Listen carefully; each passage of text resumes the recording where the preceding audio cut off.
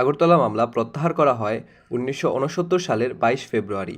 সর্বদলীয় ছাত্র সংগ্রাম পরিষদ কর্তৃক ঐতিহাসিক ১১ দফা ঘোষণা করা হয় ১৪ জানুয়ারি ১৯৬৯ সালে। ১১ দফার অন্তর্ভুক্ত ছিল ৬ দফা দাবি।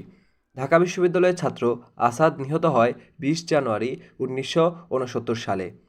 শহীদ আসাদকে নিয়ে আসাদের ষাট কবিতাটি লিখেন শামসুর রহমান। গণ অভ্যুত্থান দিবস ২৪ জানুয়ারি। স্বাধীনতা পূর্ব প্রথম শহীদ বুদ্ধিজীবী ডক্টর শামসুজ্জোহা।